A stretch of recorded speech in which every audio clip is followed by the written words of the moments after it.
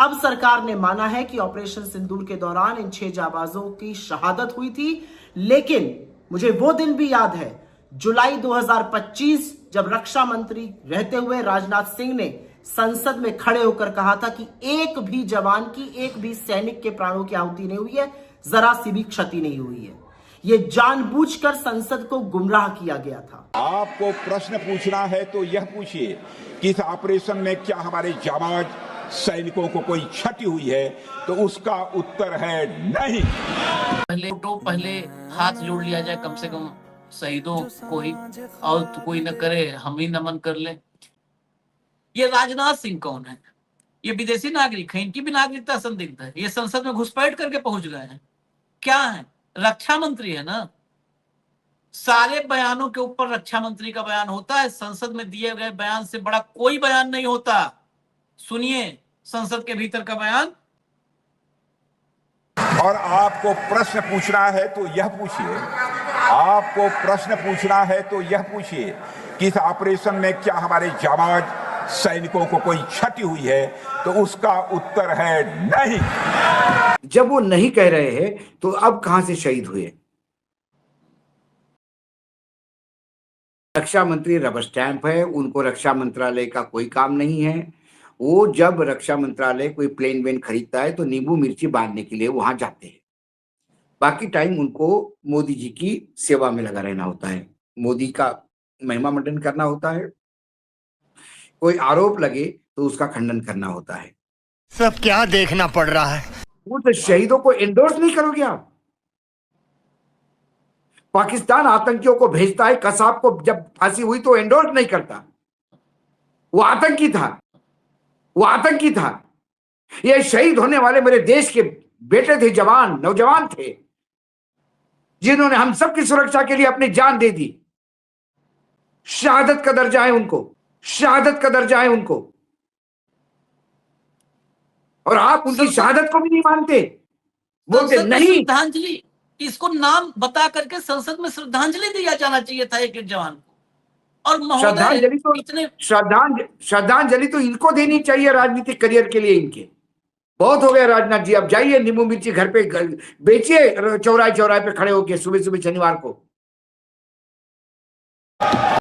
आपको प्रश्न पूछना है तो यह प्रश्न पूछिए, क्या ऑपरेशन सिंदूर सफल रहा, तो उसका उत्तर है हाँ।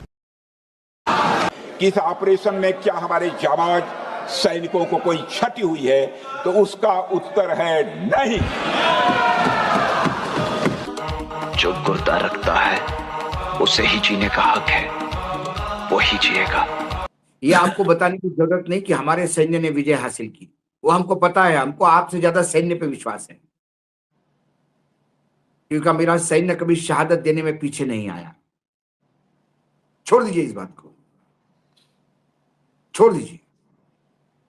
लेकिन यदि घर पे जब बेटे का एक्सीडेंट होता है तो बाप पहले जाके क्या करता है? अपने बेटे को कितने लगी है देखता है। हम पार्लियामेंट में बैठे हैं, हमारे देश का क्या नुकसान हुआ ये जानने का अधिकार हमको है।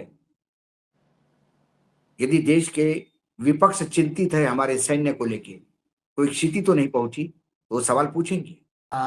उन्होंने कुछ नुकसान बोला तो आप बोल सकते थे कि नुकसान हुआ है, लेकिन कुछ कॉन्फिडेंशियलिटी की वजह से हम नहीं बता सकते क्या हुआ, तो भी मान लेते हैं। लेकिन झूठ बोलना कि हमने उनको कितना नुकसान किया ये पूछो, हमारा मत, हम नहीं बताएंगे। कमाल कर दिया आपने। और जब उन्होंने बोला कोई शहादत हुई नहीं, कोई क्षति हुई नहीं, कोई जख्मी भी नहीं हुआ, तो फिर ये 5 शहीद कहां से लाए? उन शहादत का अपमान क्यों किया? शहीद होने के बाद भी यदि शहादत किसको कहते हैं?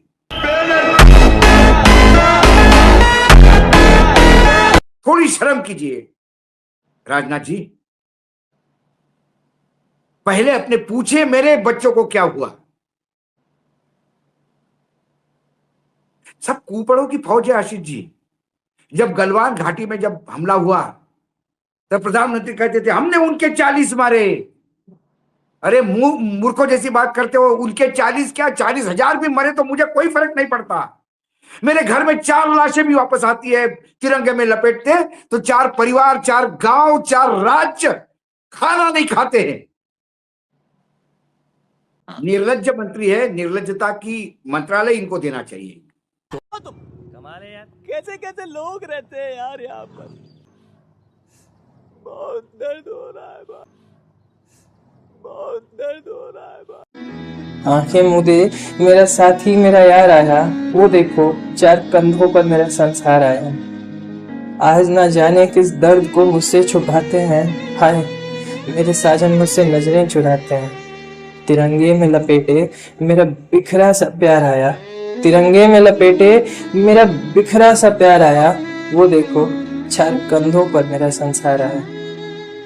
बुलाए ना आते थे साजन हमारे, हमको रुलाते थे साजन हमारे। बुलाए ना आते थे साजन हमारे, हमको रुलाते थे साजन हमारे। अब यूं जो आए हो जल्दी में ऐसे, क्या इतना ही मुझ पे प्यार आया। वो देखो 4 कंधों पर मेरा संसार आया।